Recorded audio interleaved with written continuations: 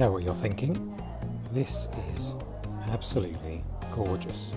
This is the Honor V9, and this rear cover that you're looking at here has been made from 15 different layers of diamond polished glass to produce this stunning effect. It really does look superb. Even in the video it looks great, but believe me, when you see it in real life, it's a beauty. You can also see this is beautifully curved all around the edge, so it sits in your hand perfectly.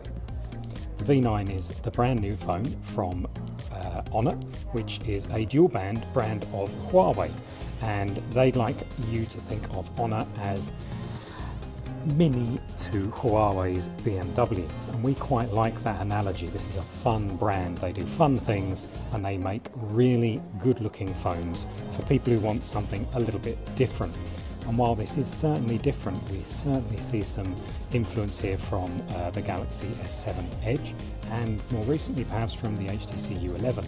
But neither of those are bad comparisons, they're good comparisons. Where we differ here, we've got a dual lens rear camera, which is technology shared with Huawei. So you have a monochrome lens and a color lens.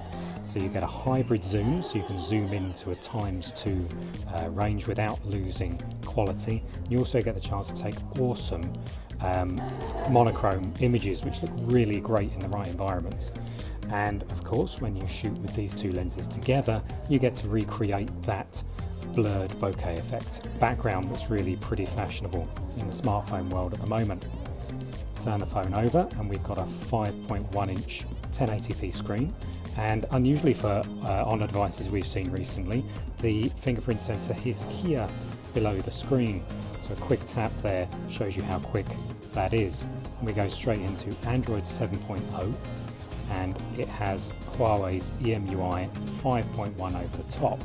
We've got used to EMUI 5.1 now, and we think it's a really great user interface over the top of Android. Yes, we still prefer regular Android, but if we have to have a UI, then EMUI is really great. At the moment, this is set up so you have multiple home screens with all your apps, but you can add an app tray if you prefer that.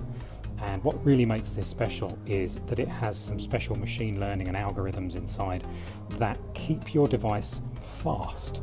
Common problem with Android is for it to slow down over time, but not with EMUI. It keeps things moving along speedily with some really clever technology inside. So even in 6 months or a year's time, you're going to still have the same speedy device that you had when you first started using it. Now, we were talking about the camera, and we've been taking some photos where we're demoing the device today, and that's one picture that we just took with a 2x zoom. We think that looks pretty awesome, straight off the camera and in monochrome across the city.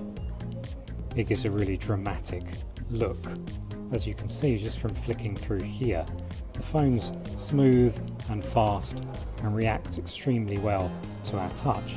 There's a couple of hybrid buttons just either side here for Android, controls for back and for menu.